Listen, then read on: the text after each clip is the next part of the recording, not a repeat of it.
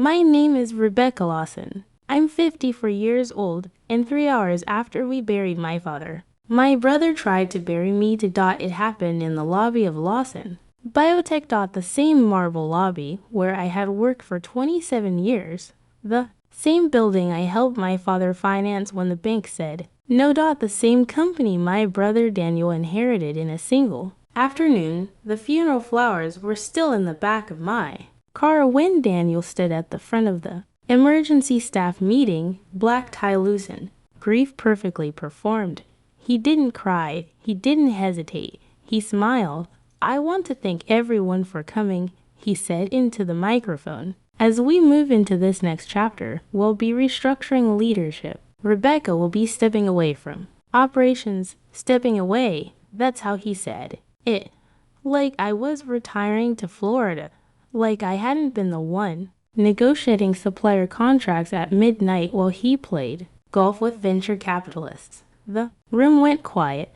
Some employees looked confused. Some looked down. A few nodded like they'd expected it.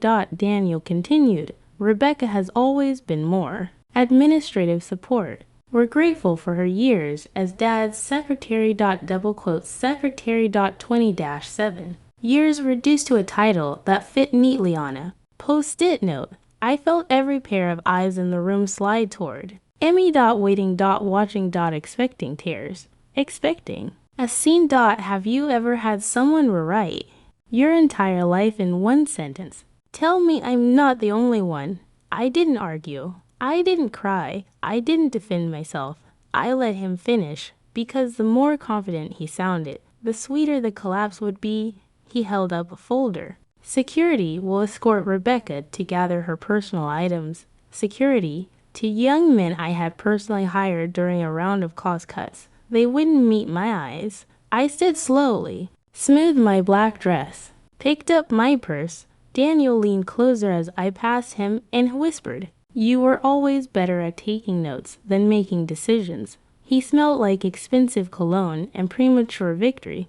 What he didn't know was that for the past 18 months, while he was busy charming investors and signing press releases, I had been quietly meeting with the factory floor. With the lab techs, with the warehouse supervisors. I had been listening. Helping. Restructuring. Something he never bothered to understand. Ownership.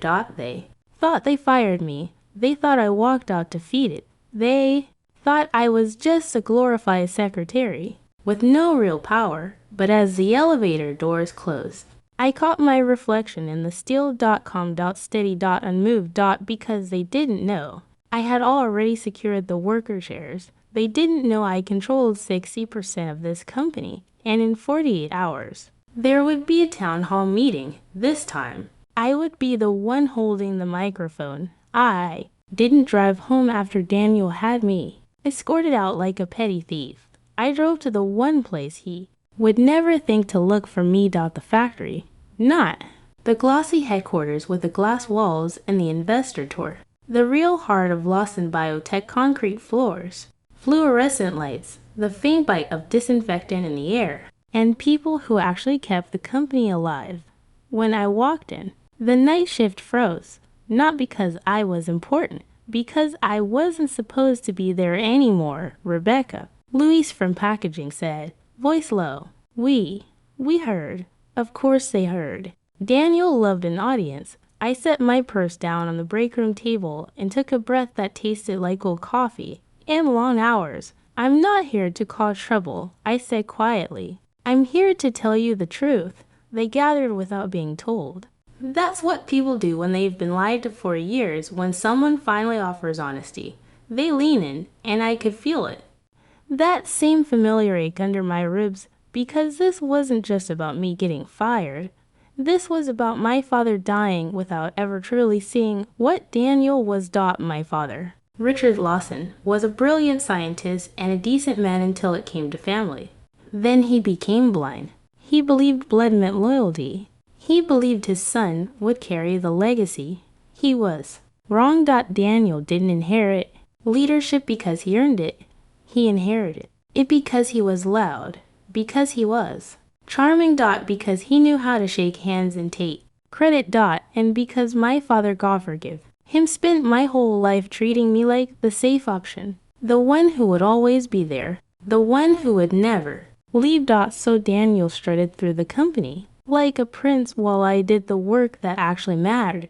He didn't see the payroll spreadsheets at 2 a.m. He didn't sit with the auditors when the numbers didn't add up. He didn't take calls from frantic lab managers when a shipment was delayed and a trial would miss its deadline. I did dot, and that's why Daniel called me a secretary, because if he admitted I was anything else, he'd have to admit he wasn't necessary. One of the younger techs, Angela, crossed her arms. So what now? He owns everything, doesn't he? That was the line Daniel wanted everyone to believe. Dot owns everything, controls everything. Dot game over. I looked around the break room, at the tired faces and the worn hands, and the people who swallowed insult after insult because they had mortgages and kids and medical bills, and I said the sentence that made the room change. Temperature, he doesn't own everything. They blinked. Luis leaned forward. What do you mean? I reached into my purse and pulled out a plain manila envelope. Nothing fancy, no gold seal, no drama. Just paper, because the most dangerous weapons in the world are signed in ink. Do you remember last year, I asked, when Daniel announced the Worker Pride Initiative? A few people nodded cautiously. He'd stood on a stage and played hero, talking about how Lawson Biotech valued its people, how the workers deserved a piece of the future.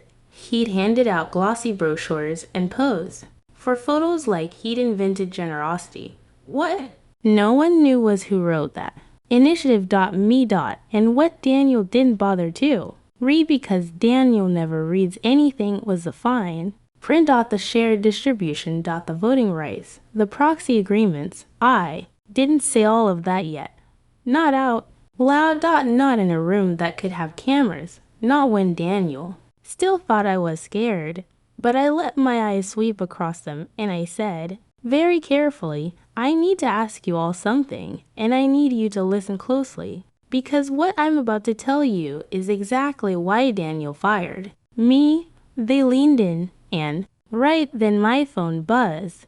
A text from an unknown number. Stop. You're making a huge mistake. My stomach went cold, because only one person would know where I was, and only one person would be desperate enough to threaten me this fast. Daniel wasn't just celebrating. He was watching. And if he was watching, that meant he knew I still had something he couldn't control. That text message. It wasn't from Daniel. It was from my mother, which meant this was bigger than bruised ego. It meant panic. I silenced the phone and looked back at the people in that break room, the real backbone of Lawson Biotech, the ones Daniel called operational overhead in private meetings. You remember the Worker Pride Initiative? I said carefully. The one where Daniel announced he was giving employees equity. Luis nodded slowly. Yeah, it was small, but we appreciated it. Of course it was small. Daniel didn't believe in generosity. He believed in optics. What he didn't believe in was reading contracts. Each of you received Class B shares. I continued, non-controlling individually, but collectively. I let the sentence hang. Angela's eyes narrowed. Collectively what?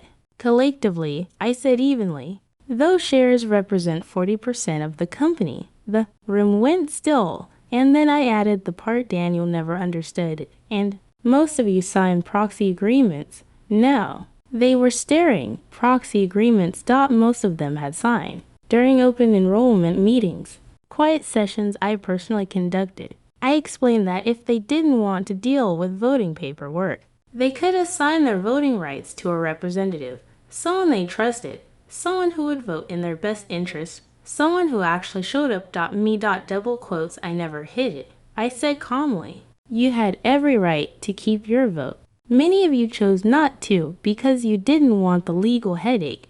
Louis swallowed. You're saying, I'm saying, I finish. Daniel owns 40% outright. The investors own 20. The employees hold 40. Angela's breath hitched. And you control those votes? Yes. The math was simple. 40% in proxy voting power. Plus the 20% of founder shares my father quietly transferred to me 2 years before he died. Shares Daniel assumed were still part of the estate. 60%. Majority control. Have you ever watched someone celebrate too early? Daniel thought I was just the woman who scheduled meetings and brought coffee to board members. He didn't know I drafted the voting framework. He didn't know I convinced my father that the future of biotech wasn't just innovation, it was loyalty. He didn't know that. While he was shaking hands at conferences, I was sitting at kitchen tables helping lab technicians understand their benefits packages and loyalty when treated with respect. Compounds. My phone buzzed again. This time it was Daniel. 3 words. We need to talk. No, please. No, Rebecca. Just urgency. I almost laughed. He had publicly humiliated me less than 12 hours ago. Called me administrative support. Had security escort me out like a liability. Now he wanted to talk. Louis leaned closer. What happens now? I folded the envelope back into my purse. Now, I said quietly, Daniel holds a press conference tomorrow announcing restructuring. They nod. They all seen the internal memo. He plans to close this facility within 6 months. The heir left the room. They're moving manufacturing overseas. I continued. Cheap for labor. Higher margins. You'll all receive severance packages. Minimal ones. Angela's voice cracked. He can, I said gently. Unless the majority shareholder objects. The silence that followed wasn't fear. It was recognition. Slow, heavy, electric. For 27 years, I had worked in the shadows of my father and my brother. Quiet. Steady. Replaceable. But majority control isn't loud. It doesn't scream. It waits. I picked up my phone and typed a single message to corporate counsel. Schedule an emergency town hall. 48 hours. Full attendance mandatory. Then I looked at them. They thought they fired me. My voice didn't shake. They thought I was powerless. I slipped my phone into my purse and allowed myself the smallest, coldest smile. But in today's, I'll be the one holding the microphone. And Daniel, he still had no idea he wasn't the CEO anymore. Daniel chose the auditorium. Of course he did. Glass walls. Company logo projected 10 feet high. Media invited. Investors seated in the front row like royalty. He wanted theater. He wanted to look like a visionary. CEO making bold moves. What he didn't know was that he'd already lost the stage. I arrived 10 minutes early. Not through the front entrance, through the employee corridor. The same hallway I'd walked for 27 years. Past the lab doors. Past the framed patents with my father's name in gold lettering. Daniel was already on stage when I stepped into the back of the room. Tailored navy suit. Perfect posture. That confident half smile he used when he thought he was smarter than everyone in the room. Lawson Biotech is entering a new era, he announced smoothly. In order to maximize shareholder value, we will be consolidating operations and transitioning manufacturing to a more cost-effective location. Cost-effective. That's how you say layoffs without saying layoffs. A ripple moved through the employees seated in the middle rows. Daniel continued. This decision was not made lightly. It was made lightly. It was made over steak dinners and golf courses and spreadsheets that treated human beings like line items. He clicked to the next slide. Projected savings. Projected growth, projected bonuses, and there it was, his name listed as sole executive. Authority. Have you ever watched someone lie with complete confidence because they believe no one can challenge them? He thought today was his coronation. He thought I was at home, licking my wounds. He didn't see me until I started walking down the center aisle. He faltered mid-sentence. Just for a second. But I saw it. And so did the investors. Whispers started. Heads turned. Security looked uncertain. Daniel forced a laugh. Rebecca, I didn't realize you'd be joining us. I wouldn't miss it. I replied calmly. I wasn't wearing black today. I was wearing red. I reached the front row and stopped. Not on stage yet. Just close enough that the cameras could see my face clearly. You're no longer employed here, Daniel said, voice tight but smiling for the audience. That's interesting, I answered evenly, because as of this morning, I reinstated myself. The room shifted. He blinked. You don't have that authority. I tilted my head slightly. Oh, Daniel. And then I turned, not to him, but to the company's general counsel seated near the stage. Double quotes, Mr. Carlyle, I said, loud enough for every microphone in the room to catch it. Would you please clarify who currently holds majority voting control of Lawson Biotech? The air changed. Carlyle froze, because he knew. Daniel's smile thinned. This is inappropriate. Carlyle stood slowly, adjusting his glasses. After review of shareholder proxies and founder share transfers, he began carefully. It has been determined that Rebecca Lawson controls 60% of the company's voting shares. The silence that followed wasn't confusion. It was impact. Like glass cracking. Daniel's face drained of color. That's not possible, he snapped. I own this company. No, I said softly. You inherited 40%. Gasps spread through the room. Investors leaned forward. Employees straightened in their seats. Carlyle continued, voice steady now that the truth was in the open. The Worker Pride Initiative allocated 40% equity to employee shareholders.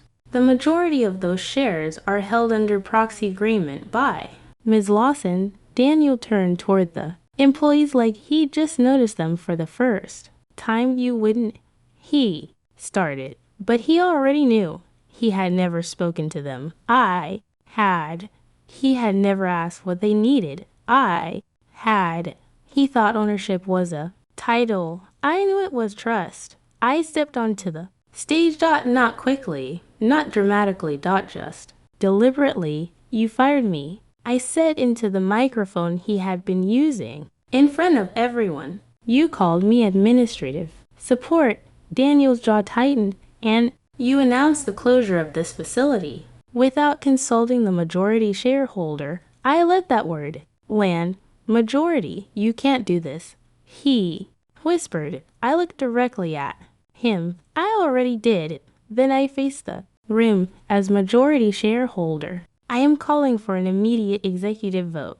Daniel's voice cracked. Rebecca, but I didn't look at him. Motion to remove Daniel Lawson as CEO of Lawson Biotech, effective immediately, and this time I was the one holding the microphone. For a split second, Daniel tried to laugh. Like this was a misunderstanding. Like this was a family disagreement that could be smoothed over with a private conversation. You can't just walk in here and stage a coup, he said, forcing calm. This isn't how governance works. Double quotes governance. The word tasted ironic. Because for years, governance meant Daniel deciding and everyone else adjusting. I didn't raise my voice. I didn't need to. Actually, I said evenly, this is exactly how governance works. I turned to the board members seated along the right wall. 5 of them, all older, all cautious, all investors first, loyalists second. You've received formal notice. I continued. Emergency session. Article 4, Section B. Majority shareholder may call immediate executive review. Carlyle nodded slowly. The motion is valid. The investors began whispering. Daniel's composure started to crack. This is about emotion, he snapped. She's grieving. She's unstable. She's trying to sabotage the company because she was let go. There. It was the oldest trick in the book. When a woman asserts power, call her emotional. When she asserts control, call her unstable. Have you ever watched someone underestimate you so completely? They hand you the weapon themselves. I stepped closer. I've been grieving for a week, I said quietly. You've been celebrating for 3 days. A few employees actually murmured. Daniel ignored them. Even if you control 60%. You can't remove a CEO without cause. Now I smiled, because this wasn't about ego. This was about documentation. I signaled to Carlyle. He handed me a second binder, thicker than the first. He took out a bridge loan. I said into the microphone. $12 million. Personally guaranteed. In the company's name, gas rippled again. Daniel went pale. That was strategic leverage. It was undisclosed leverage. I cut in. Taken without board approval. Filed under a subsidiary to avoid immediate detection. Every board member was looking at him now. Not me. Him. I had a forensic audit conducted 3 months ago. I continued. Quietly. Because numbers don't lie, but people do. Daniel's voice dropped to a hiss. You went behind my back. I held his gaze. You went behind the company's. Silence. Heavy. Total. I flipped to a flag page and held it up. If that loan defaulted, which it will within 90 days under your relocation plan, Lawson Biotech would face asset seizure. One investor stood abruptly. Is that accurate? Carlyle cleared his throat. The documentation appears legitimate. Daniel looked around the room, suddenly smaller. He wasn't the confident heir anymore. He was exposed. You're doing this because you're jealous? He spat. You always resented me. There it was. The final refuge of a man who has lost control. Jealousy. Not strategy. Not competence. Emotion. I stepped forward until we were face to face. I didn't resent you. I said quietly enough that only the microphones caught it. I protected you. That confused him. For just a second, I protected this company from you. I turned back to the board. Motion stands. Remove Daniel Lawson as CEO due to breach of fiduciary duty and undisclosed financial liability. Carlyle looked at the board members, all in favor. One by one. Hands rose. Slowly. Then decisively. Daniel's breathing became uneven. No, he whispered. You can't. But it was already done. Motion passes. Carlyle said, effective immediately. Security stepped forward. The same security team Daniel had used on me 2 days ago. Poetic symmetry. He looked at me like I had stabbed him. Rebecca, you're destroying the family. I met his eyes without flinching. No, I'm saving the company. As security placed a hand gently on his arm, he tried one last time. You think this is over? I didn't answer immediately because firing him. That wasn't the real revenge. The real revenge was what I was about to reveal next. And when I did, even my mother would stand up. Security didn't drag Daniel out. That would have been dramatic. They simply stood beside him, and that was worse. Because it forced him to walk. Slowly. Publicly. Past the employees he had just planned to lay off. Past the investors who were already pretending they had never fully trusted him. Past the cameras. He stopped at the edge of the stage and turned back toward Emmy. You think they'll follow you? He asked, voice raw now. You don't have the stomach for this. I held his gaze for 50 years. I had been the quiet one, the reasonable one, the dependable one. But quiet doesn't mean weak. And dependable doesn't mean disposable. You're right. I said calmly. I don't have the stomach for gambling with other people's livelihoods. That landed. Security guided him down the steps. The doors opened. They closed. And just like that, Daniel Lawson was no longer CEO. The silence in the auditorium was almost sacred. Employees looked. Stand. Investors looked calculating. My mother looked furious. I turned back to the microphone. This is not a family feud, I said clearly. This is a governance correction. I let my eyes sweep across the room, effective immediately. The relocation plan is suspended. A wave of relief rippled through the employees. But that's not the most important announcement, because firing Daniel. That was step one. The real damage was buried deeper. I mentioned a bridge loan. I continued. $12 million, personally guaranteed, hidden under a subsidiary. Several board members shifted in their seats. That loan wasn't for expansion. Now even the investors were leaning forward. It was used to cover shortfalls created by executive misallocation of funds. I didn't use the word embezzlement. Not yet, but everyone heard it. Anyway, I clicked the remote Daniel had dropped on the podium. The projector changed slides, expense, reports, offshore transfers, private equity agreements tied to Daniel's personal account. I spent 18 months conducting a forensic review, I said evenly, because I noticed inconsistencies in R and D allocation. Have you ever sensed something was wrong long before you could prove it? Daniel had always assumed I was just processing paperwork. He didn't realize I was auditing him. Quietly, patiently, every signature, every transaction, every shell transfer. The bridge loan was taken to mass losses. I continued. Losses that occurred after Daniel diverted company funds into speculative biotech startups he personally invested in. Gasps. Again, investors went pale because that wasn't just poor leadership. That was liability, and liability spreads. One board member stood. Are you saying the company is exposed? Yes, I replied, but only if we do nothing. Now I could feel the shift fully. Fear had turned into focus. I've already negotiated with the lending firm, I said. They are willing to restructure the debt under new executive leadership. New executive leadership. The phrase hung in the air because this wasn't just about removing Daniel.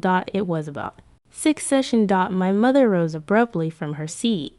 You humiliated your brother, she said sharply. In front of everyone. There it was. Not concern for the company, not concern for the employees, concern for pride. I faced her calmly. He humiliated himself, I replied. I just turned on the lights. The employees began too. Clap. Soft at first. Then louder. Not for revenge, for stability, for someone who had actually read the contracts before signing them. My mother's eyes filled with something between anger and disbelief. You've destroyed this family, she whispered. I looked at her steadily. No, I said. Dad did when he confused inheritance with competence. That sentence hit harder than anything else I'd said because it was true, and truth doesn't shout. It settles. I turned back to the board as majority shareholder. I am appointing interim executive leadership effective immediately. A pause. Then I finish. The sentence Daniel never thought he'd hear. Myself. The room erupted. Applause. Shock. Relief. And somewhere beyond those walls, Daniel was already calling attorneys because he wasn't finished, and neither was I. But what he didn't understand yet was that the company wasn't the only thing my father had structured before he died. There was one more document, one Daniel had never seen. And when it surfaced, even 60% wouldn't be the biggest surprise in the room.